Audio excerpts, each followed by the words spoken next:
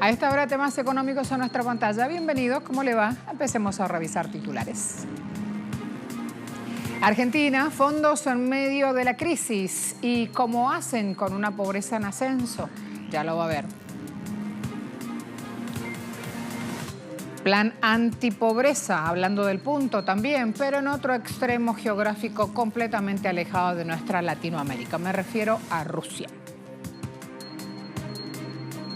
Afectaciones a Cuba que le deja esta ley que aplica a Estados Unidos, Helms-Burton, ya vamos a hablar de esto, y cómo la isla justamente resiste los embates.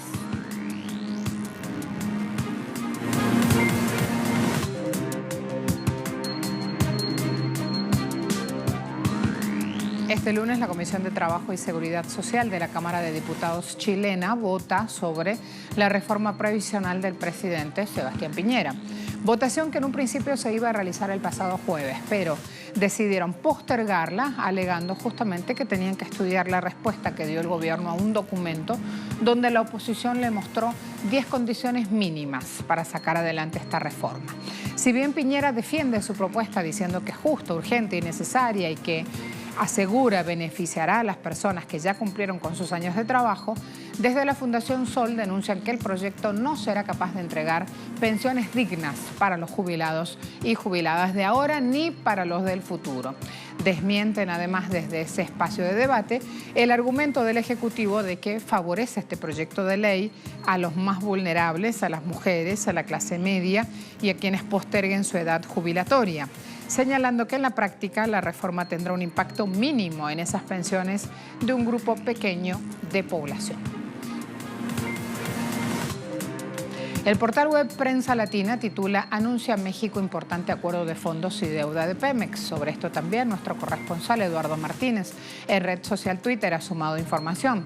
López Obrador anunció su acuerdo de ampliación de fondos de deuda política de petróleos mexicanos con 3 instituciones financieras internacionales para fortalecer las finanzas de Pemex. El acuerdo está presupuestado alrededor de unos 8.000 millones de dólares. Con el correr de los días vamos a conocer más esta información aportada en la conferencia matutina en el Palacio Nacional por el presidente López Obrador. Y en medio de una creciente crisis económica y protestas por los recortes presupuestarios para la investigación en Argentina, existen quienes encuentran opciones buscando recaudar fondos. Hay una científica que participó en un programa de concursos en la televisión para sumar fondos, justamente los ganó, de hecho, sino también usó justamente ese espacio para llevar la atención de los argentinos acerca del importante trabajo que hacen los investigadores en el país. Una tarea fundamental para luego mover la máquina económica para rodar justamente el desarrollo. Fue tal el impacto, no solo por lo que se ganó, sino porque después de participar en ese concurso, el propio presidente de la Nación la recibió. Así que vamos a conocer más del punto. Marina Simian es bióloga del Consejo Nacional de Investigación Científica y Técnica de Argentina. En la actualidad, Simian dirige un laboratorio donde ella y otros investigadores estudian la resistencia contra los medicamentos para el cáncer. Ante el abandono del Estado, decidió participar en la versión local del programa ¿Quién quiere ser millonario? Usando su intelecto, logró ganar 500.000 pesos, unos 11.000 dólares que utilizará para pagar los suministros del laboratorio. Es correcto. Usé una estrategia capaz que un poco creativa o diferente para conseguir financiamiento para mi grupo de trabajo. Esta situación a los directores del grupo nos pone en una situación muy incómoda porque nosotros somos responsables de proveerles a nuestros estudiantes de doctorado y postdoctorado los reactivos necesarios para que puedan ejecutar los proyectos que tenemos en marcha. Y entonces estar en esta situación donde yo no puedo cubrir bien los costos de mi investigación es un problema. El financiamiento gubernamental para la investigación científica prácticamente ha desaparecido. En una Argentina hoy golpeada por una recesión, en medio de una inflación rampante y una caída del peso, el tipo de cambio más débil también ha minado el poder adquisitivo de las personas, especialmente la compra de equipos en dólares en el extranjero. Y si bien desde el gobierno aseguran que los presupuestos de investigación han aumentado desde que Mauricio Macri llegó a la presidencia en 2015. En el día a día, la realidad es otra. El año pasado recibí la mitad de lo que me correspondía para el 2018 y hace un par de meses me depositaron otra mitad, digamos, de ese primer año, ¿no? O sea, llevan 2 años y por ahora tenemos el financiamiento de 1 año. Argentina tiene 3 ganadores del Premio Nobel de Ciencia, pero los investigadores han lamentado durante mucho tiempo la escasez de recursos para ese campo. El turismo de México se está viendo afectado a una posible contaminación de cambio climático por fertilizantes, por flujos oceánicos que transportan o llevan las esteras de algas al Caribe. Centros turísticos como Cancún, la Riviera Maya, Playa del Carmen, Quintana Roo, Tulum proporcionan la mitad de los ingresos turísticos en México. En esta época del año, sin embargo, se están viendo afectados por la contaminación de esos fertilizantes y esto, por supuesto, que genera descontento por las algas apiladas en la playa que se tornan de color turquesa.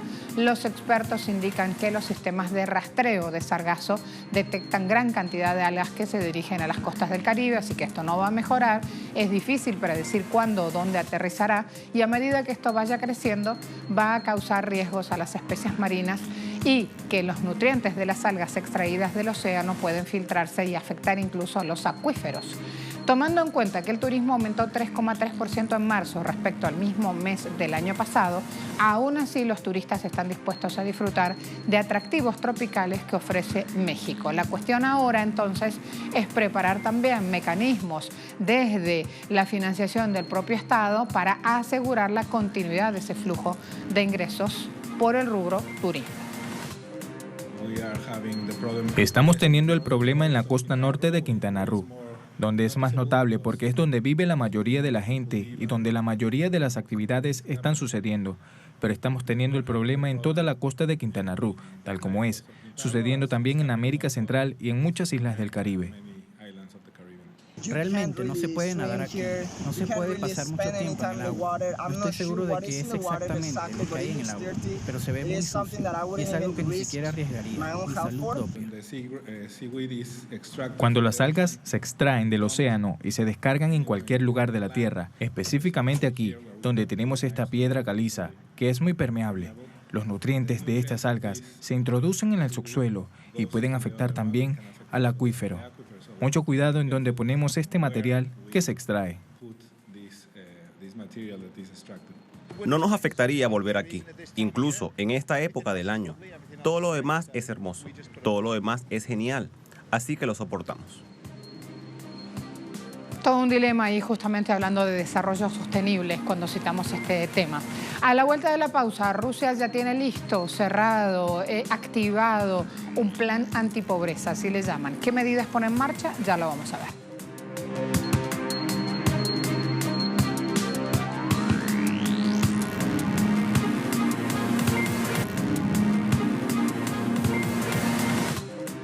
Rusia aprobó un plan para alcanzar los objetivos de desarrollo nacional, periodo 2019-2024. Un plan aprobado por Dmitry Medvedev que incluye medidas básicas para acelerar la economía, elevar ingresos y pensiones y, lo más importante, bajar la pobreza a lo largo y ancho del territorio nacional.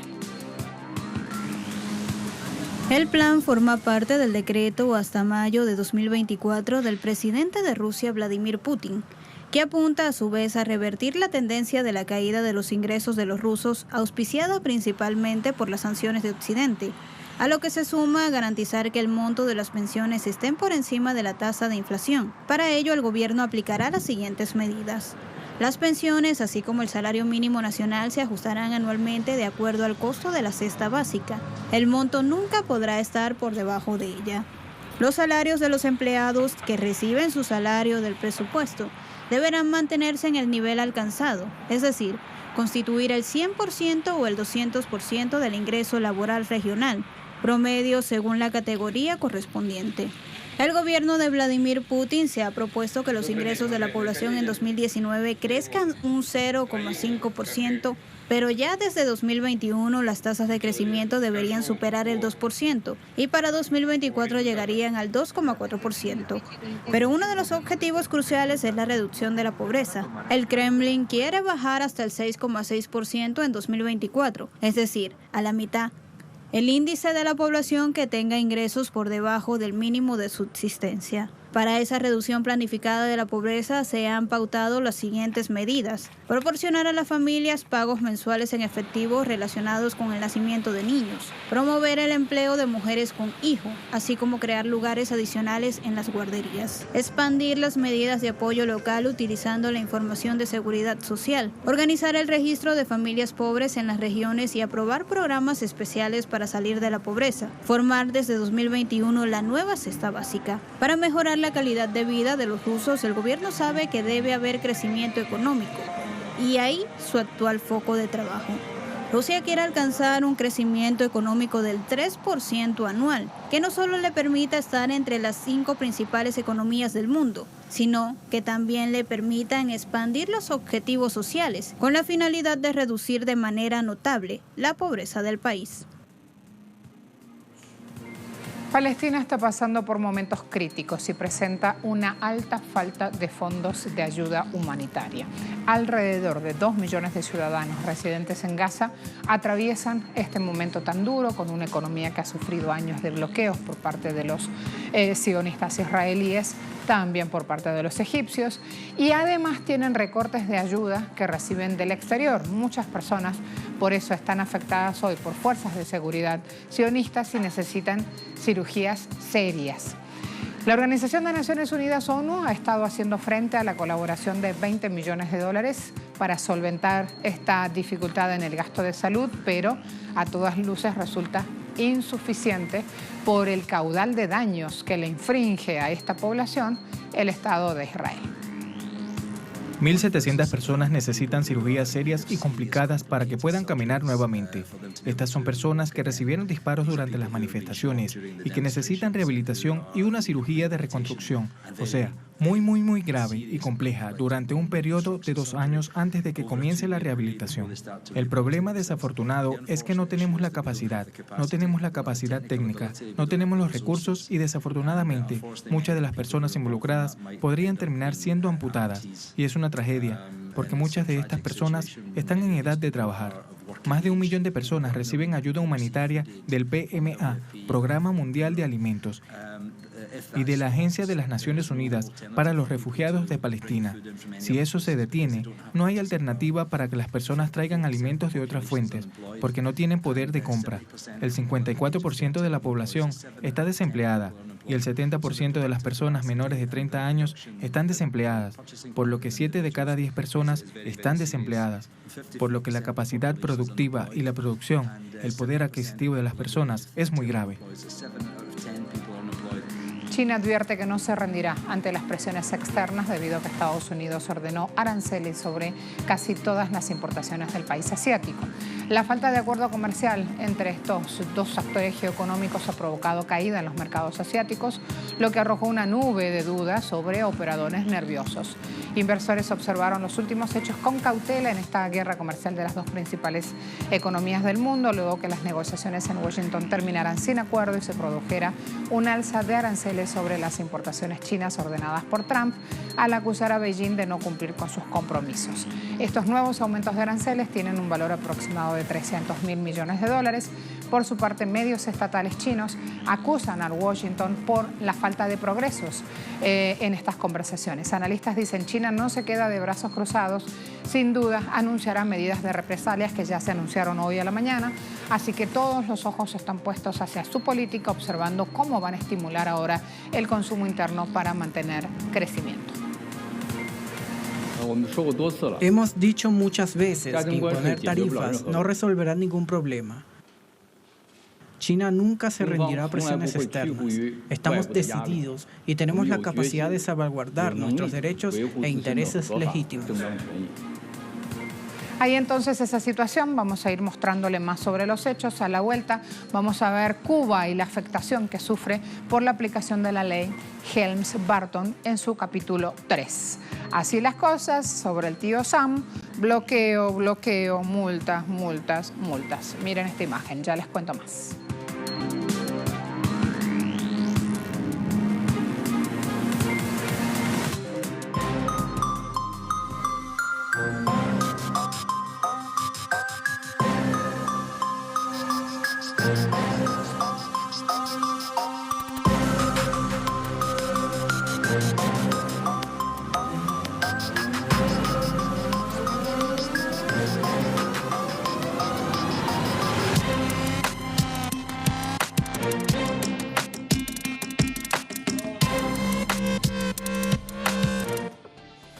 Estamos viendo los coletazos justamente de estos efectos. China, Estados Unidos, esta guerra comercial, estos diálogos que no han llevado a ningún lado. China introduciendo aranceles del 25, 20, 10% sobre productos estadounidenses. El Dow Jones corriendo. ¿Qué pasa cuando un país justamente empieza esta diatriba con otro y no funcionan los mecanismos de comunicación política? Pasa el punto de injerencia que hace 50 años viene padeciendo la isla de Cuba. Cuba sigue en este proceso de resistencia a este viejo boicot que le aplica a Estados Unidos, una presión financiera internacional que en este año se ha visto ampliada con nuevas medidas en marcha. Es así que Cuba acumula pérdidas económicas que han afectado, lo siguen haciendo, a sus industrias y a lo cotidiano, a la vida de su gente. Vamos a empezar refiriéndonos a estos efectos de las medidas unilaterales de Washington sobre la isla de Cuba.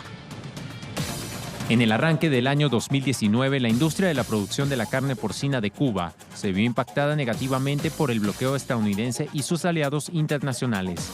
El gobierno cubano afirma que Brasil y Argentina no enviaron cargamentos que ya estaban contratados de piensos esenciales para alimentar el ganado porcino.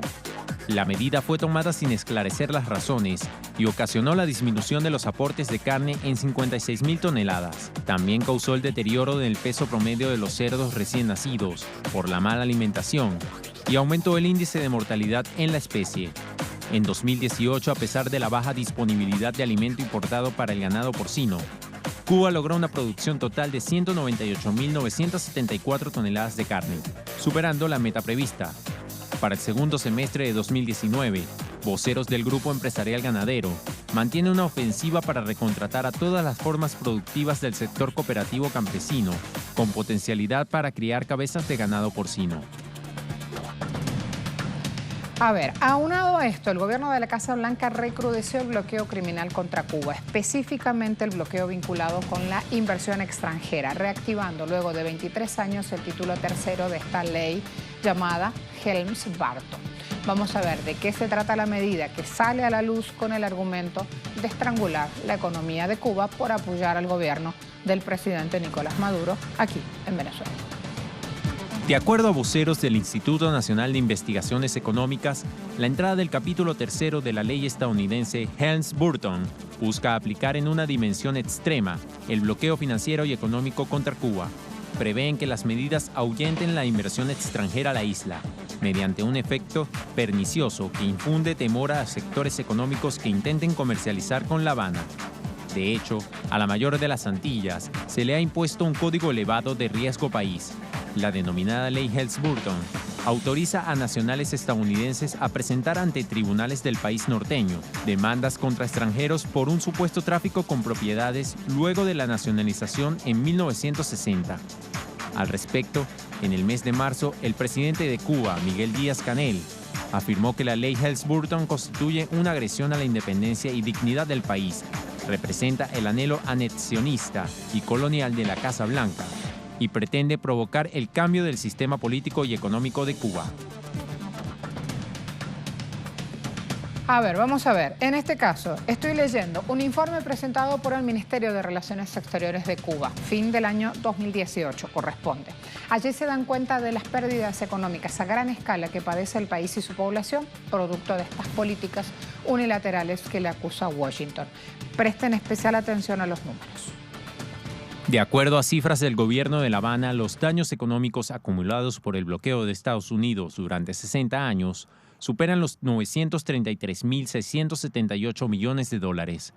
Por ejemplo, entre abril de 2017 y marzo de 2018, las industrias cubanas vinculadas con la química, el reciclaje y la producción de metales se vieron restringidas para adquirir equipamientos tecnológicos y sumaron más de 50.400.000 dólares en daños. El bloqueo de Washington también impidió a Cuba adquirir medicamentos de primera necesidad para quimioterapias, equipos de cirugía robótica y de detección de enfermedades tempranas, medicinas para tratar enfermedades bacterianas y dispositivos para atender afecciones cardíacas y pulmonares. En materia de educativa, persisten dificultades para costear fletes del traslado y costos de útiles escolares, material docente y otros gastos de dotación escolar, mientras que 1 de cada 9 personas fue afectada por el déficit de alimentos entre 2014 y 2018, pese a los esfuerzos en materia de subsidio y distribución alimentaria. Por otra parte, el año pasado, la Oficina de Control de Bienes Extranjeros, dependiente del Departamento del Tesoro de Estados Unidos, impuso una multa de $1.190 millones a una compañía asiática, fabricante de uno de los equipamientos más usados en el sistema de comunicaciones de Cuba, impidiendo al país el acceso a redes de Internet.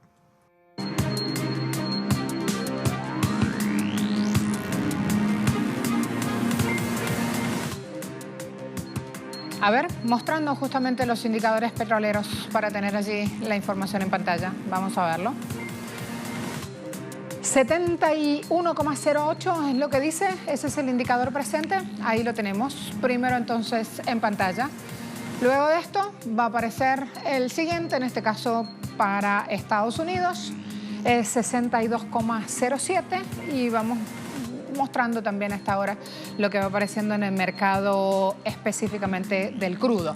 60,66 es lo que va apareciendo en este caso para el crudo de la OPEP, a ver si lo mira bien.